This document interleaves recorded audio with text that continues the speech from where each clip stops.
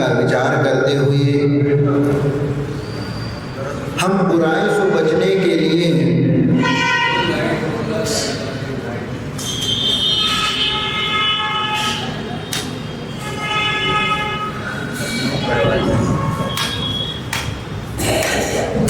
बुराई से बचाने में अच्छे विचार हमारे लिए सहयोगी बनेंगे। इसीलिए अच्छे विचारों को अपनाते हुए हम निरंतर आत्मविश्वास के साथ सुलह कारण भावनाओं के माध्यम से अपने जीवन को पवित्र करने का प्रयत्न चल रहा है। और इसी के साथ साथ वह तीर्थंकर प्रकृति का नामकरण का बंध भी इन्हीं सुलह कारण भावनाओं से होता है। और वह निरंतर बुराइयों का जो संस्कार अनंत काल से हमारे भीतर पड़ा हुआ है, उन संस्कारों को समाप्त करके अच्छाइयों का संस्कार डालने का प्रयत्न हम करते जा रहे हैं। और हम ये प्रयत्न कर रहे हैं कि हम भी हमारे जीवन में अच्छाइयों का प्रकाश डालते हुए बुराइयों को समाप्त करें, बुराइयों का अंधकार धीरे धीरे क्षीण करते हुए उनको समाप्त कर ले। इस ओर हम दृष्टिपात करने का प्रयत्न कर रहे हैं। और इसी श्रृंखला में आवश्यक अपरिहार्य इस भावना का हम चिंतन करने में लगे हैं। और उसके कुछ हिस्सा पहले बता चुके हैं, क्योंकि आवश्यक के साथ अपरिहार्य ये शब्द जो जुड़ा हुआ है, यथा योग्य आवश्यकों का पालन प्रतिदिन करना, निर्धारित समय पर करना, और यह हमारे जीवन का एक अंग बनता है। प्रतिदिन इस निर्मल क्रियाओं को करते हुए हम आवश्यक क्रियाओं को करना, और इसी में मुनि की आवश्यक क्रियाएं और साधु की आवश्यक क्रियाएं हैं। ये दोनों क्रियाओं का कथन आता है कि मुनि श्रावक की 6 आवश्यक क्रियाएं होती है। देव पूजा, गुरुपास्ति, स्वाध्याय, संयम, तप, दान, सेति, गृहस्थानम, षट कर्माणि दिने दिने। इनका विश्लेषण हमने देख चुके हैं, और उसका कथन भी हमने उसको कथन के द्वारा उसके समझने का प्रयत्न किया। और हम अपनी इंद्रियों को वश करना और उसके साथ इंद्रियों पर नियंत्रण रखना, और आत्मा के सम्मुख हम आत्मचिंतन में लगे रहना, और मन और इंद्रियों को सदुपयोग अच्छे कार्यों में लगाना, शुभोपयोग में लगाना, और उसके माध्यम से अपने इंद्रियों पर नियंत्रित करना। इन बातों का हमने समझने का प्रयत्न किया, और धीरे धीरे कुछ उदाहरणों के माध्यम से आपको समझाने का प्रयत्न किया। और गुरुपास्ति, स्वाध्याय, संयम, तप, ये सब आ जाता है। देव पूजा, गुरुपास्ति, जिनेंद्र भगवान के प्रति श्रद्धा भक्ति, गुरुओं के प्रति उपासना, और शास्त्र के प्रति अध्ययन की ललक, इन सब बातों का अध्ययन करते हुए अपने जीवन में संयम और तप को अंगीकार करते हुए, और एक गृहस्थ धर्म का निर्वाह करते हुए, चारों प्रकार के दान दे करके एक साधु के लिए दान देना या सप्त स्थानों पर दान देना, ये सब उसी के अंतर्गत आता है। और इसीलिए जब दान शब्द आते ही वहाँ अनुग्रहार्थम स्वस्यात् स्वर्गो दानम, यह शब्द वहाँ पर आकर के कहता है कि दान देने से लोभ घटता है, पुण्य का संचय होता है। यह अपना त्याग भावना उसके साथ निहित है। पुण्य का संचय यह अपना उपकार है, क्योंकि आप जब पुण्य कार्य करते हो तो उस पुण्य का प्रतिफल निश्चित रूप से उसका प्राप्त होता है। और इसीलिए इस श्रावक इन 6 आवश्यक क्रियाओं का करता हुआ वो मोक्ष मार्ग पर आगे बढ़ता है।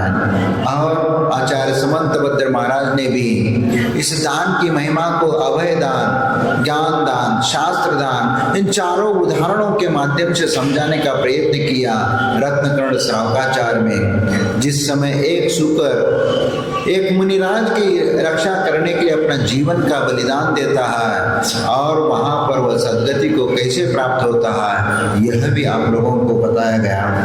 अब उन 6 आवश्यकों के माध्यम से श्रावक अपनी स्व पर कल्याण करता हुआ मोक्ष मार्ग पर निरंतर बढ़ता चलता है। और श्रावक भी इन 16 कारण भावनाओं के माध्यम से तीर्थंकर प्रकृति का बंध व गृहस्थ भी करता है। और इसीलिए 6 आवश्यक क्रिया का पालन करना इन 16 कारण भावनाओं के अंतर्गत आ जाता है। और इसके बाद आता है कि मुनिराजों के 6 आवश्यक क्रियाओं की बात आती है। और ये बात पिछली बार रह गया था।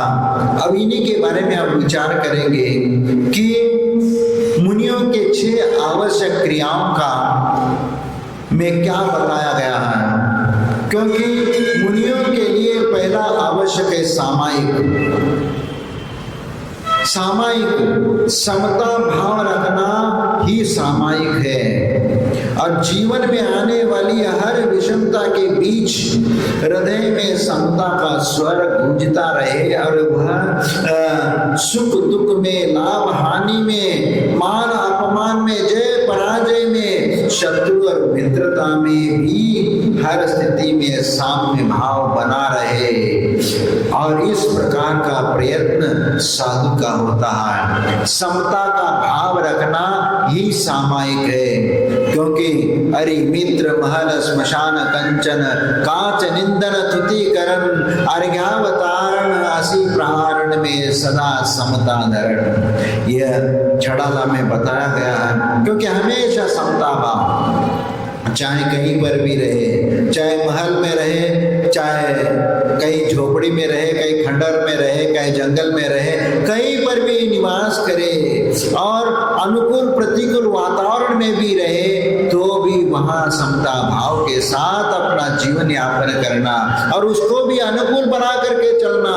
क्योंकि साधु के जीवन में अनुकूलता तो कुछ भी नहीं रहता, हमेशा हर पल हर क्षण प्रतिकूलता का वातावरण बना रहता है। लेकिन उस प्रतिकूल वातावरण में भी अपने आप को अनुकूल बना करके चलना, ये सबसे बड़ी साधना होती है।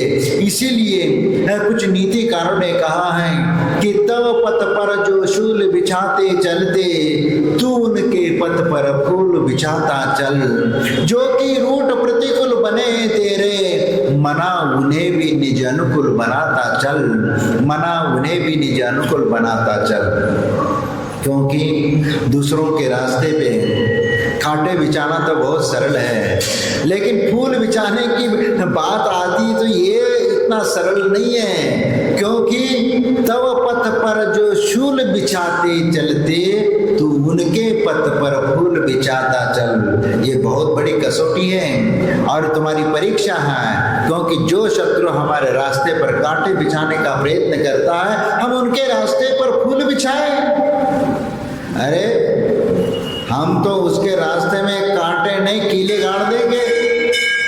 हम तो ये सोचेंगे कि वो हमारे रास्ते में कांटे गाड़ता है तो हम उनके रास्ते में कीले गाड़ देंगे। हाँ, ये हमारी आज की मानसिकता है। और इसीलिए तो वस्तु स्थिति को हम समझ नहीं पाते। हमें क्या करना है क्या नहीं करना, विवेक हमारा वहां पर मर जाता है और शत्रुता का भाव लेकर के हम उनके साथ लड़ने के लिए तैयार हो जाते हैं। लेकिन यहाँ पर आध्यात्म की बात आती है, आत्म कल्याण की बात आती है, तीर्थंकर प्रकृति का बंद करने की बात आती है, तो हमारे उसमें कितनी समता भाव रखने आवश्यक है, ये सबसे पहला महत्वपूर्ण बात आती है। और इसीलिए यहाँ पर हमें वह भाव नहीं रखना है, हम उनके रास्ते में भी हम ऐसी भावना करें, यदि हमारे रास्ते में यदि कोई कांटे बिछाता है तो कम से कम हम इतना भाव कर सकते हैं कि भाई हम उनके रास्ते में तो ऐसे कांटे नहीं बिछाएंगे। यदि प्रसंग आया तो फूल ही बिछाएंगे। यानी इसका मतलब ये हुआ कि यदि मान लीजिए ऐसा कभी प्रसंग आया तो हम कभी द्वेष भावना से उनके साथ व्यवहार नहीं करेंगे, और हम तो एक मित्रता का ही हम अपना कर्तव्य का निर्वाह करेंगे उसके साथ भी, चाहे शत्रु हो चाहे मित्र हो। फिर भी जो शत्रु हमारे साथ गलत करना चाहता है, फिर भी हम मित्रता का भाव ही उनके सामने रखेंगे और वह रखने का हम अपना कर्तव्य समझ करके वह क्रिया का पालन करेंगे। लेकिन ध्यान रखना कि कई बार ऐसा प्रसंग आता है कि साधु को तो वही अपना रहा है, साधु का जीवन समतामय है और समता के अनुसार ही समता सहिष्णुता आदि गुणों को धारण करते हुए मोक्ष मार्ग पर आगे चलना है, हिंसा का कारण नहीं बनता। लेकिन गृहस्थ को यहाँ पर समझने की आवश्यकता होती है, क्योंकि गृहस्थ यदि जहाँ पर देश धर्म और संस्कृति की बात आती है और उसमें हानि पहुंचाने की बात आती है, तो आपको शस्त्र लेकर के उठना ये भी तुम्हारा परम कर्तव्य है, ये भी ध्यान रखना। क्यों तुम्हारा कर्तव्य क्यों है? क्योंकि इसीलिए कि यदि देश के ऊपर संकट आता है तो देश को बचाना ये हमारा परम कर्तव्य है, क्योंकि देश यदि बचेगा तो हम बचेंगे, हम सुरक्षित रहेंगे, और हम बचेंगे तो हम अपनी संस्कृति और सभ्यता को जीवित रख पाएंगे। इसीलिए देश के साथ खड़े होकर के उसका रक्षा करना यह हमारा परम दायित्व होता है। और ऐसे समय में शस्त्र भी उठाना पड़े तो गृहस्थ के लिए उसका कोई पाप नहीं कहा जाता, क्योंकि हिंसा में चार प्रकार के हिंसा में संकल्प हिंसा को छोड़ करके बाकी आरंभी हिंसा, विरोधी हिंसा और उद्योगी हिंसा, इन तीन हिंसाओं का पाप उसको नहीं लगता, क्योंकि उसके बिना वह अपना जीवन निर्वाह नहीं कर सकता। उद्योगी हिंसा तो सहजता से स्वाभाविक है, खेती बाड़ी नहीं करेगा, कोई उद्योग यदि नहीं चला, उसमें जो हिंसा होती है वो जानबूझ करके हिंसा नहीं करता, इसीलिए वह हिंसा होती है तो अपने आजीविका के निर्वाह के लिए होता है। इसीलिए जब धर्म के संकट में आता है तब शस्त्र उठाने के लिए शास्त्रों में कहा गया है, और इसीलिए वह व्यक्ति हमेशा अपनी व्रतों की रक्षा करता हुआ, निरंतर अपने परिणामों में निर्मलता लाता हुआ और शत्रु और मित्रता के प्रति भी एक कर्तव्य के नाते, जिस प्रकार रामचंद्र जी ने सीता का अपहरण करने वाले रावण के प्रति द्वेष की भावना नहीं रखी और आखिरी समय तक उनको समझाने का प्रयत्न किया गया कि तुम मेरी सीता को लौटा दो, तुमसे कोई हमारा द्वेष है न तुमसे कोई शत्रुता है, सिर्फ हमारी सीता को वापस लौटा दो। लेकिन उसी के पीछे अहंकार में डूब करके रावण ने उसको वापस नहीं किया और उसके कारण रामायण घटित हुआ और उस युद्ध में रावण मारा गया। और उस समय रामचंद्र जी ने आखिरी में वह शस्त्र उठाया इसीलिए कि उसकी रक्षा करने के लिए, क्योंकि जिसके साथ जीवन निर्वाह करने का संकल्प लिया था और हर सुख दुख में साथ देने का हमने संकल्प किया था, इसलिए वह रामचंद्र जी का कर्तव्य था कि सीता को सुरक्षित लौटा करके वापस ले आना और शत्रु के साथ युद्ध करना एक अनिवार्य स्थिति उसकी बनी थी, इसलिए वह रावण के साथ युद्ध करके उसको वापस लेकर के आ जाते हैं। और इसीलिए कि गृहस्थ के लिए तो इसका कोई बंधन नहीं है, क्योंकि वह गृहस्थ जीवन का निर्वाह करता हुआ देश धर्म और संस्कृति की रक्षा, अपने परिवार की रक्षा करने का उसका अधिकार है और उसके लिए वह शस्त्र उठा सकता है। क्या आप ऐसे देखते रहोगे क्या? यदि आपकी बीवी बच्चे को यदि कोई आपके सामने उठा के ले जा रहा है और ऐसे उठा के ले जाने दोगे क्या? नहीं ना। तो इसीलिए उसका प्रतिकार करेंगे, वो चाहे प्रतिकार करना पड़े तो चाहे शस्त्र से करना पड़े चाहे किसी और कारण से करना पड़े, जरूर वह गृहस्थ अपने परिवार की रक्षा करने के लिए, अपनी धर्म की रक्षा करने के लिए, देश की रक्षा करने के लिए शस्त्र उठाएगा।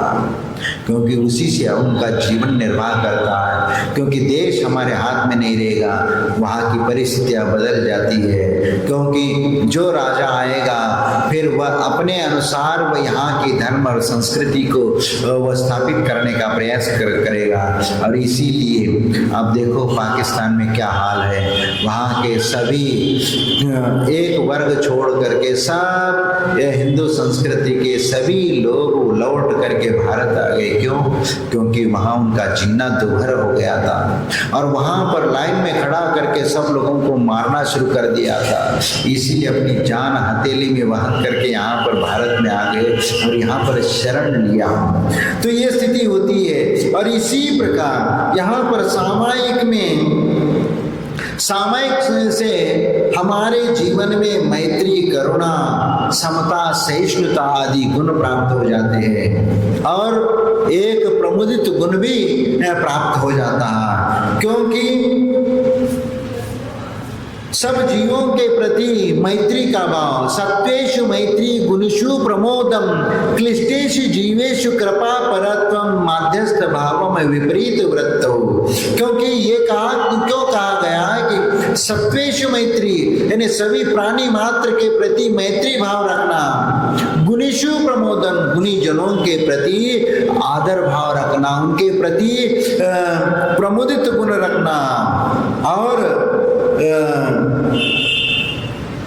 गुणेषु क्लिष्टेषु जीवेषु कृपा परत्वम, और दीन दुखी जीवों के प्रति दया और करुणा का भाव रखना और विपरीत स्थिति में माध्यस्थ भाव रखना, माध्यस्थ भावों में विपरीत वृत्त। और विपरीत जहाँ स्थिति होती है, आपके अनुकूल नहीं हो रही है, धर्म के अनुकूल यदि बात नहीं हो रहा है या समझने को तैयार नहीं है, तो ऐसी स्थिति में हम उनका प्रतिकार करने की जगह माध्यस्थ भाव रखो। यही उसमें, क्योंकि झगड़ा करने से वहां पर कुछ नहीं होने वाला। इसीलिए माध्यस्थ भाव में विपरीत वृत्तो सदा ममात्माए विदधातु देव।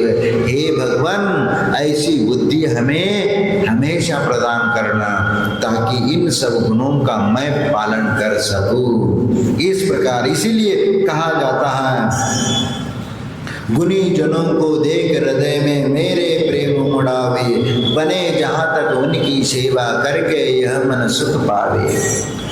ऐसा क्यों कहा जाता है? क्योंकि गुणी जनों के प्रति ही ऐसे प्रेम और वात्सल्य के भाव रखते हुए, उनके प्रति सेवा करते हुए ये हमें आगे बढ़ना चाहिए। क्योंकि कैसी हमारे जीवन में कैसी कैसी परिस्थितियां आती है, जीवन में बहुत चढ़ाव उतार आते रहते।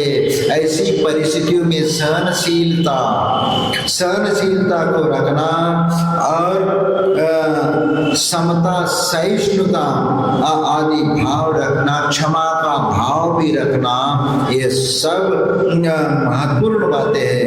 क्योंकि हमें ये देखना है कि विपरीत परिस्थिति में भी हम कितने जल्दी सामंजस्य बैठाते हैं। यदि मान लीजिए सास बहू में नहीं बनती या बाप बेटे में नहीं बनती, नहीं तो कई बार ऐसा भी देखा है, बाप घर में आता है तो बेटा बाहर जाता है, और जब बाप बाहर जाता है तो बेटा भीतर आता है।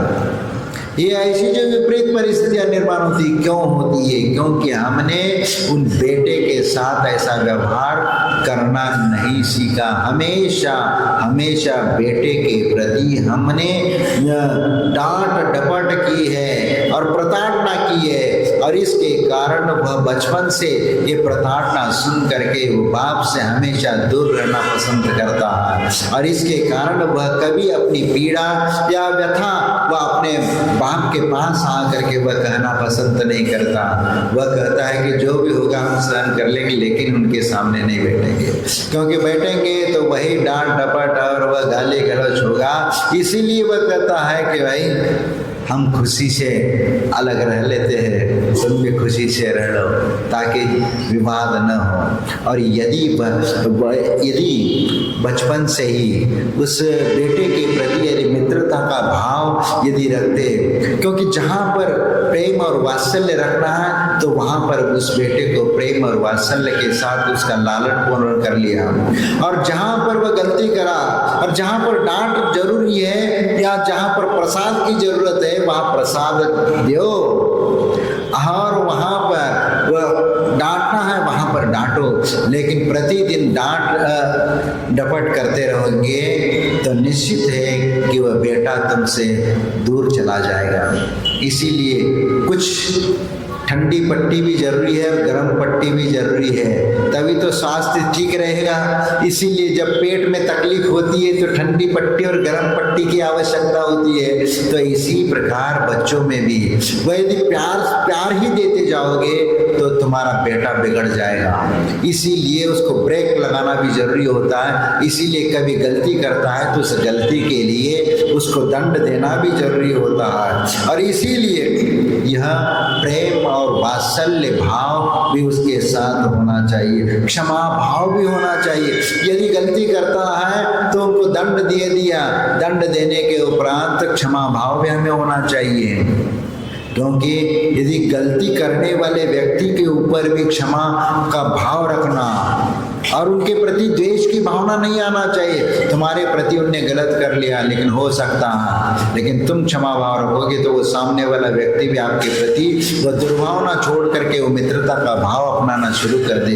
इसलिए हमेशा हमेशा साधु सामायिक में समता भाव रख करके चलते, ये उनका पहला आवश्यक क्रिया है। इस आवश्यक क्रिया को वह बहुत ही सहजता से और सरलता के साथ करते चले जाते हैं, क्योंकि इसी में तो मैत्री भी है, करुणा भी है, सहिष्णुता और क्षमा भाव भी है। इसलिए जीवन के प्रति सम्मान का भाव और स्व पर कल्याण का भाव ही ये हमारे लिए सामायिक की महत्ता या उसकी उपलब्धि हमें देता है। और इसीलिए हमारे जीवन में सामायिक को हमें महत्व देना है, क्योंकि साधु जीवन का सामायिक यानी वहाँ आत्मा का चिंतन करना है और शरीर के प्रति या परिजनों के प्रति ममत्व भाव छोड़ करके आत्मा के बारे में चिंतन करना, यही सामायिक है। और इस सामायिक को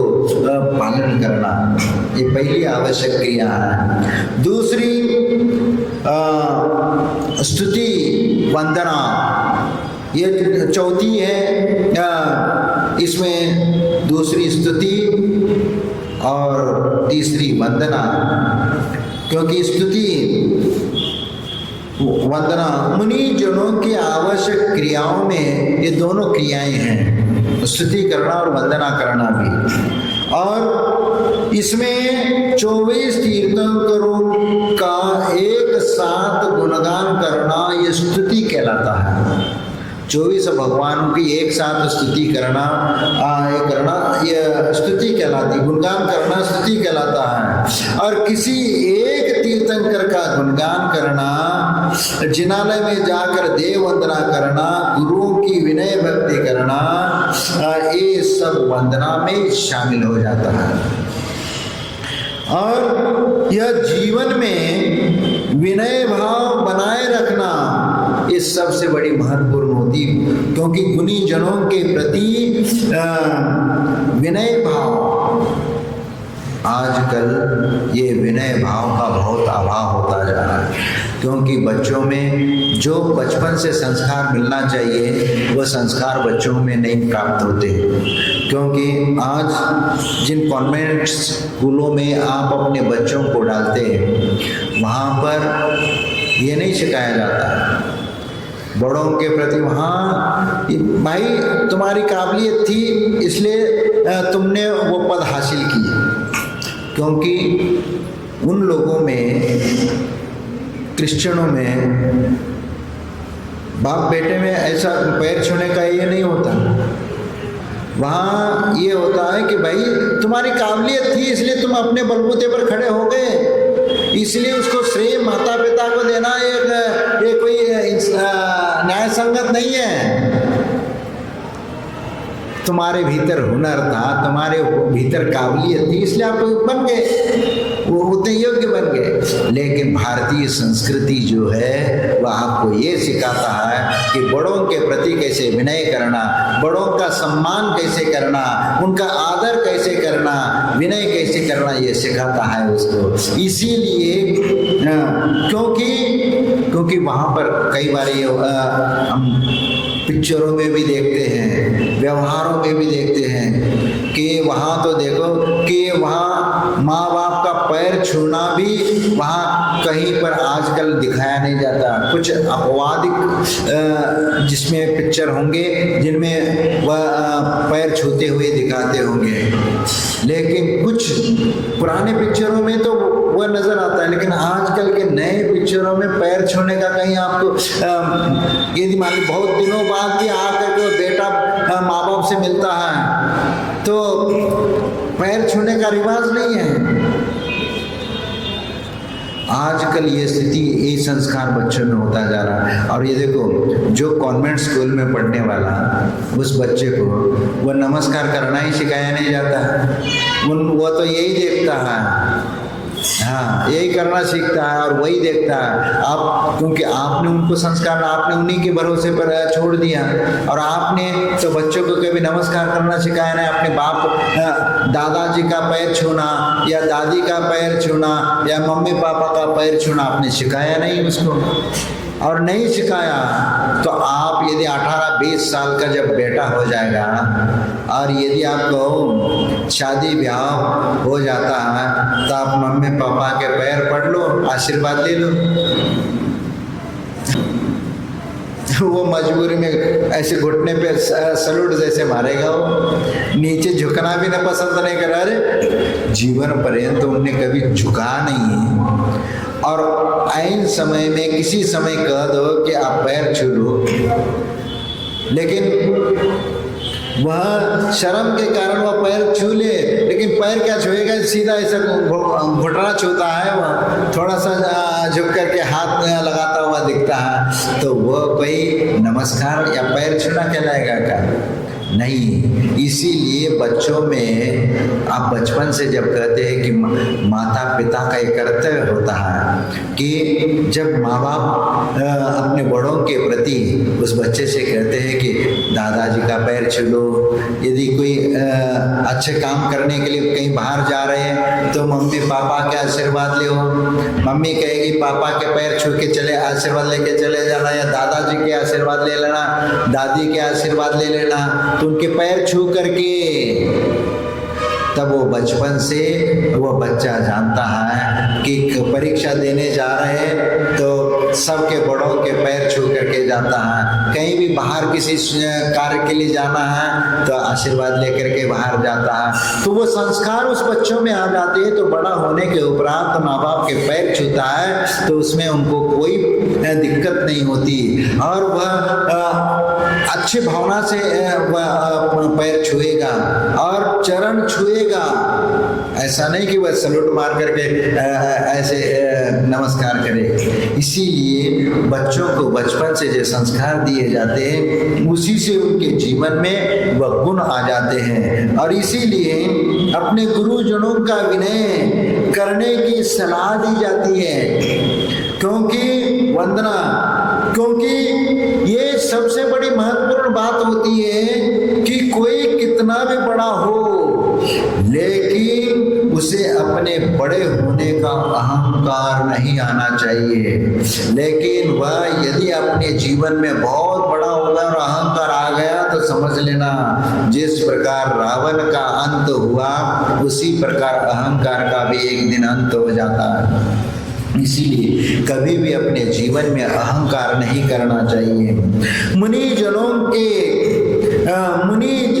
जन भगवान के चरणों में और गुरुजनों के चरणों में झुककर अपने विनय भाव के द्वारा कर्म निर्जरा करते हैं। क्योंकि हम यदि किसी का विनय कर रहे हैं, हम भगवान के मंदिर में आ करके हम उनका दर्शन कर रहे, वंदना कर रहे, मस्तक उनके चरणों में झुका रहे हैं, या गुरुजनों के चरणों में हम उनके चरण छू करके उनके वंदन कर रहे हैं, तो भी असंख्यात गुनी हम कर्म की निर्जरा कर रहे हैं। और यही तो विनय भाव धारण करने की प्रेरणा देता है। और जो बच्चा इस क्रिया को देखता है तो वो भी कहता है कि सही, वास्तव में हमें ही बड़ों का सम्मान करना है तो ऐसे ही करना चाहिए। और इसीलिए जब कोई भी शुभ कार्य होता है तो उस शुभ कार्य में इसी प्रकार की वह प्रवृत्ति करता है। और इसीलिए हम अपने जीवन में ऐसे कर्म करते हुए चलते हैं। और इसीलिए स्तुति करना और वंदना करना ये भी आवश्यक क्रियाओं में रखा गया है। इसीलिए और इसके उपरांत आता है कि मुनि जन, और ये देखो ये भी बात होता है कि छोटे बड़े का भेद नहीं करना। हम मैं तो बड़ा हूं तो छोटे का कैसे मैं विनय कर सकता हूं? छोटे का विनय नहीं।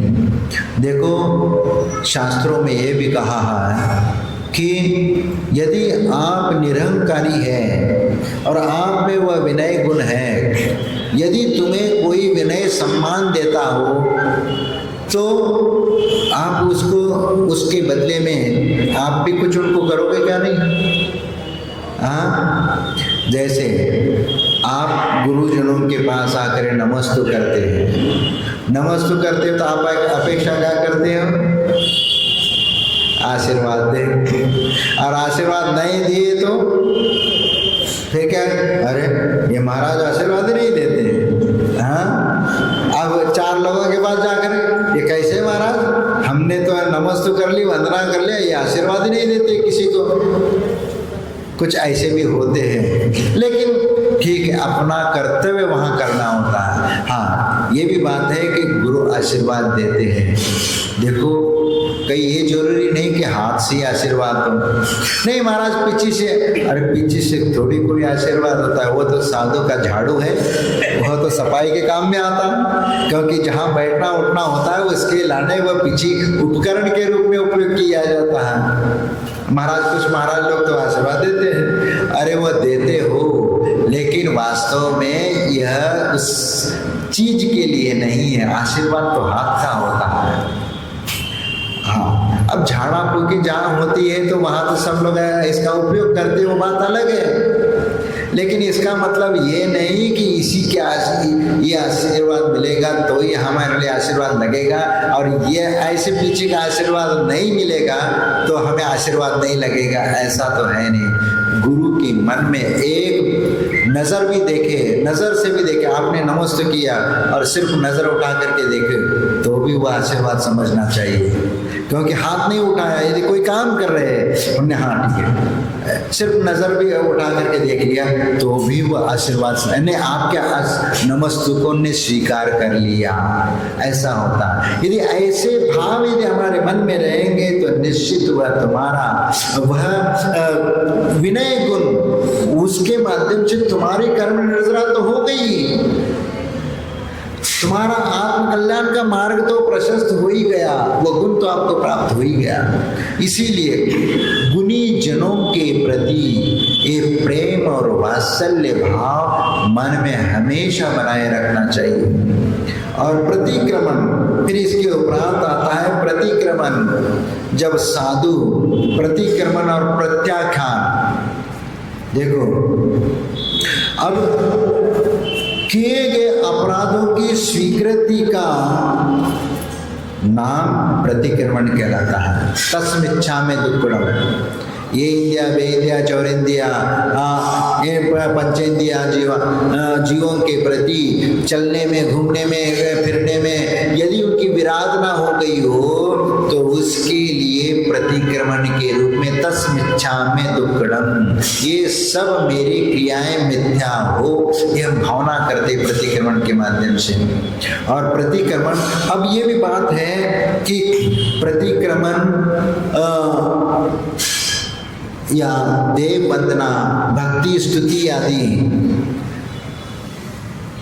साधु इसको अपने ढंग से करता है। अपने हिसाब से करता है। और जो जंगलों में रहते हैं वह साधु देव वंदना या स्तुति भक्ति नहीं करते क्या? 6 आवश्यक क्रिया नहीं करते क्या? किताब लेकर के पढ़ेंगे तभी ये 6 आवश्यक क्रिया मानोगे क्या? जंगलों में रहने वाले साधु के लिए इन आवश्यक 24 घंटे भगवान की भक्ति में लगे हैं, उनका ध्यान करने में लगे हैं, तो वहां उस आवश्यक का महत्व नहीं होता।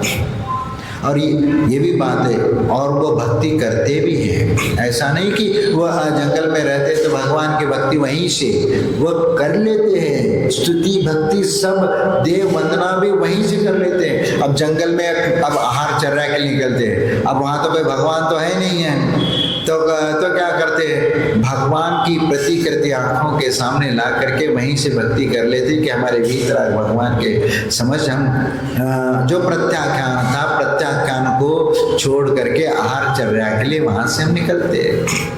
यही तो होता है। तो ये भी हमें बात समझ में आना चाहिए। और जब प्रतिक्रमण करते हैं तो प्रतिक्रमण मनसा वचसा कायिक ये तीनों प्रकार से होता है। उसके लिए शास्त्र किताब लेकर के ही प्रतिक्रमण करेंगे तभी प्रतिक्रमण, ऐसा नहीं है। और यदि जिसका प्रतिक्रमण कंठस्थ है तो वह आंख बंद करके भी वो प्रतिक्रमण कर लेता है, उसके लिए बोलने की भी जरूरत नहीं पड़ती। इसीलिए ये प्रतिक्रमण जो अपराध अपने द्वारा जाने अनजाने में भी हो जाते हैं तो उनके लिए प्रतिक्रमण कहा गया है। और आगामी काल में अपराधों की निवृत्ति के प्रति तत्परता का नाम प्रत्याख्यान। जैसे प्रत्याख्यान किसे कहेंगे? जैसे आहार चर्या के बाद 24 घंटे के लिए प्रत्याख्यान लेते हैं, गुरु के चरणों में आकर के या भगवान के चरणों में आकर के या जैसा रहेगा, जैसी स्थिति होती है उसके अनुसार प्रत्याख्यान कर लेते हैं, ताकि 24 घंटे में यदि कोई भूकंप आ जाए, अकाल मरण की स्थिति हो जाए या कोई दुर्घटना घटे, यदि उसमें यदि कोई मरण को प्राप्त हो जाए तो भी वह संलेखना मानी जाएगी। क्योंकि आहार चारों प्रकार का आहार त्याग आपने दूसरे दिन 9 बजे तक आपने संकल्प के रूप में कर लिया और उसके बीच में कोई अनर्थ घटना होती है तो आप उस पाप से बच जाते हैं। इसीलिए हम आप लोगों से क्यों कहते हैं, कई बार ऐसे कहते हैं कि आप यदि 2 बार का भोजन करते हो और यदि शाम का भोजन आपने कर लिया तो उसके उपरांत सुबह आप कितने बजे तक, आपका संकल्प है कितने बजे तक नाश्ता पानी या भोजन नहीं करते, तब तक के लिए चारों प्रकार का आहार पानी का त्याग करो। और यदि रात के समय कोई भूकंप आ गया, छत टूट करके गिर गया तो भी तुम्हारे लिए सद्गति मिलेगी, क्योंकि तुम्हारा संकल्प वहां पर था। तो इतना तो कर सकते हो कि शाम का भोजन हो गया। और जो महाराज अब यदि हम 8 बजे भोजन करते 9 बजे, अब यदि 9 बजे के बाद से सुबह 6 बजे तक का संकल्प करिए, कोई बात नहीं। रात में आपने जो अपने जीवन में अब सोने को हो, अब सोने के पहले आप संकल्प करके सो जाइए कि मैं सुबह उठने तक के लिए चारों प्रकार का आहार पानी का त्याग, तो ये त्याग भी तुम्हारे लिए सद्गति के कारण बनेगा। भले ही तुम कुछ भी पानी पीते हो ना, कुछ भी करते हो, नहीं तो कुछ लोगों को आदत रहती है कि यदि बीच में उठ गए तो थोड़ा सा बगल में पानी पी ले, ये आदत होती है। तो वो भी छोड़ देना, रात में इतनी कोई पानी की आवश्यकता नहीं होती, क्योंकि प्रकृति अपने आप शरीर को मेंटेनेंस करती है। सिर्फ आपकी धारणा मजबूत होना चाहिए ताकि उसकी पानी की भी आवश्यकता नहीं पड़ेगी। और यदि सोते समय आपने 9 बार नमोकार मंत्र पढ़ के संकल्प ले लिया कि सुबह उठने तक 6 बजे तक चारों प्रकार का आहार पानी का त्याग करके संकल्प कर लिया, तो कोई दुर्घटना भी घटी तो भी आपके लिए सदगति है वहाँ पर, क्योंकि संकल्प महत्वपूर्ण होता है। और इसीलिए प्रत्याख्यान ये आवश्यक क्रियाएं होती हैं, क्योंकि गलती करना और गलती होना ये मानव के जीवन में एक सहज स्वाभाविक घटना होती है। क्योंकि लेकिन गलती को स्वीकार करना और उसको अपना लेना, गलती को स्वीकार करना, ये बहुत बड़ी बात होती है। गलती तो होना ये स्वाभाविक बात है, लेकिन गलती को स्वीकार करना ये सबसे बड़ी बात होती है। कई बार ये होता है कि गलती तो हो गई है, लेकिन हम गलती स्वीकार नहीं करेंगे भाई। हाँ, आदत जो पड़ी है हमारे भीतर कि नहीं महाराज ये तो ऐसे ही है, यानी हमने ऐसे कोई कि ये नहीं करी है, वो थोड़ा सा ये हो गया, भूल चूक हो गई या ये हो गया, लेकिन हम थोड़ी गलती कर सकते हैं। यानी वह उस गलती को वह दूसरा एंगल दे करके वो बताना चाहता है कि मैं गलती नहीं करी। हाँ, जानता वो भी है कि हाँ मुझे 6 बजे उठना था, 6 बजे नहीं उठे। हाँ, लेकिन यदि पूछे भाई कितने बजे उठे, हाँ नहीं हम समय पर उठ गए हैं, 6 बजे उठने को बोला था, आप उठे नहीं? वो ये नहीं बोलेगा नहीं वो 6 बजे नहीं, वो नींद थोड़ा सा ये हो गया इसलिए हम वह नींद के कारण थोड़ा आगे पीछे हो गए बस। लेकिन 6 बजे का टाइम दिया था, 6 बजे उठना, भाई गलती आपको स्वीकार तो करो, उसके पहले उठ जाते तो और अच्छी बात, लेकिन 6 बजे उठना था। नहीं, वो थोड़ा सा नींद में थे इसलिए वह बिस्तर पर ऐसे लेटे पड़े थे, नींद तो खुल गई थी लेकिन लेटे रहे, ऐसे पड़े रहे। कुछ लोगों की आदतें होती हैं कि हाँ भाई लेकिन बिस्तर पर लेटे रहो या पड़े रहो, बात तो एक ही है कि तुम सो रहे थे, लेकिन उसको हम प्रस्तुत करने का ढंग जो होता है वह अलग अलग होता है। और इसीलिए अपनी गलती को हम स्वीकार नहीं करते, लेकिन हमें अपने गलती को स्वीकार करना भी आना चाहिए। क्योंकि सामान्य रूप से ऐसा लगता है कि अपनी गलती यदि हम स्वयं मान लेते और लोगों की नजरों में हम कहीं गिर न जाए, इसलिए कई बार हम गलती स्वीकार नहीं करते। ये नेता लोग देख लो कि मालूम है कि हमारे मुंह से ये निकला है, गलत शब्द निकला, लेकिन नहीं हम वो हमारा उद्देश्य कुछ अलग था, हम बताना कुछ चाह रहे थे, लेकिन सामने वाले ने, विरोध ने उसको इस ढंग से ले लिया। लेकिन यदि टेप रिकॉर्ड या वीडियो उसको सुनाएंगे तो वो शब्द तो वही बोला है, लेकिन उस बात को घुमा फिरा करके वह प्रस्तुत करना चाहता है। ये प्रवृत्ति हमारे भीतर नहीं होना चाहिए, क्योंकि गलती यदि हमसे होती है तो वह बेहिचक अपने गलती को स्वीकार करना चाहिए, चाहे कैसा भी हो या किसी के सामने भी हो, चाहे गुरुजनों के प्रति तो बिल्कुल अपने गलती स्वीकार करना चाहिए, दोस्त के प्रति भी हो या शत्रु के प्रति भी हो, यदि उसके साथ यदि कोई बात हमसे गलत हो चुका है तो उसको स्वीकार करना, ये हो गया। और इस प्रकार ये निरंतर निर्दोष रूप से अपनी प्रवृत्ति का पालन करना और गलती को स्वीकार करना, ये सामान्य रूप से मोक्ष मार्ग में हमारे लिए वह अंतरंग विकास का कारण माना जाता है। और निरंतर इस प्रकार का मुनि जनों के इस आचरण से निरंतर हमें प्रेरणा मिलती है, और प्रेरणा लेना चाहिए, दोषों को कह देना चाहिए, कहने से अपना मन हल्का हो जाता है। इसीलिए निर्दोष बनने का, दोष मुक्त होने का एकमात्र कारगर उपाय है कि अपनी गलती को स्वीकार करना। ये होता है प्रतिक्रमण और प्रत्याख्यान। फिर उसके उपरांत आता है मुनिजन प्रतिदिन अल्प समय के लिए, बहुत समय के लिए या अपने शरीर के प्रति ममत्व भाव को छोड़ने की साधना करते रहते हैं, कुछ समय या कुछ अधिक समय के लिए भी। जैसे समय मिलेगा वैसे 2-4 घंटे, कहीं 1 घंटा, जहाँ जिस समय भी बने तो उस समय वह कायोत्सर्ग का निर्माण करते, कायोत्सर्ग करते हैं। यानी शरीर के प्रति ममत्व भाव को छोड़ना एक कायोत्सर्ग कहलाता है। वह शुद्धि लेने के बाद भी कायोत्सर्ग करते हैं, या कहीं किसी स्थान पर यदि पहुंच जाते हैं तो भी वह कायोत्सर्ग करके ही उस स्थान पर प्रवेश कर लेते। कई बार जैसे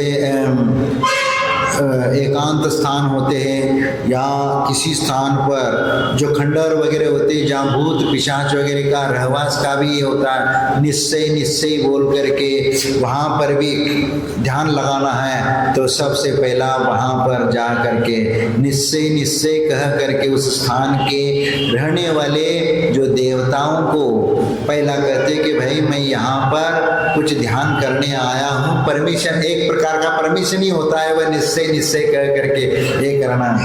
उसके पश्चात वहाँ शरीर के प्रति मन से, वचन से और काय से सभी प्रकार के विकल्पों को छोड़ करके शरीर के प्रति निष्प्रह हो करके पंच परमेष्टि का स्मरण करना, यह कायोत्सर्ग कहलाता है। और शास्त्र स्वाध्याय के समय, प्रतिक्रमण करते समय जो हम क्रिया करते हैं तो उस समय या भगवान की स्तुति वंदना करते समय आगम के अनुसार निश्चित संख्या में कायोत्सर्ग किया जाता है। 9 बार नमोकार मंत्र पढ़ा जाता है। ये भी एक कायोत्सर्ग। कायोत्सर्ग का मतलब श्वासोच्छ्वास के माध्यम से शरीर के प्रति ममत्व भाव जोड़ करके पंच परमेष्टि का स्मरण करना। जैसे नमो अर्यंतानम, श्वास ले लिया और श्वास छोड़ लिया, इस प्रकार 9 बार करेंगे तो वह एक कायोत्सर्ग होता है।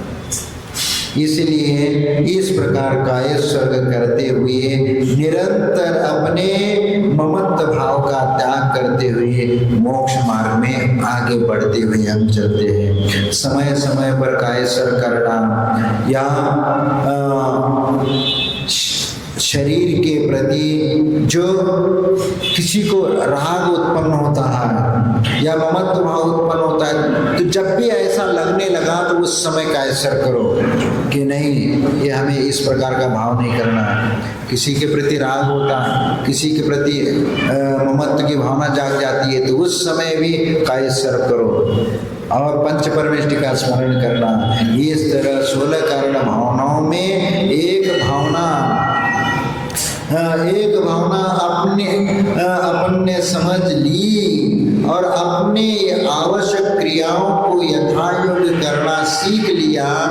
किस परिस्थिति में कैसे आवश्यक क्रियाओं का पालन करना होता है, यह आवश्यक अपरिहार्य नाम का यह आवश्यक क्रिया है। ये प्रतिदिन इन क्रियाओं को करते हुए अच्छा बनने का हमें प्रयत्न करना है। इन 6 आवश्यकों को कभी हमें भूलना नहीं है और निरंतर इसका पालन करते हुए हम सभी लोग कल्याण मार्ग पर निरंतर आगे बढ़ते चले जाएंगे। जय गुरु।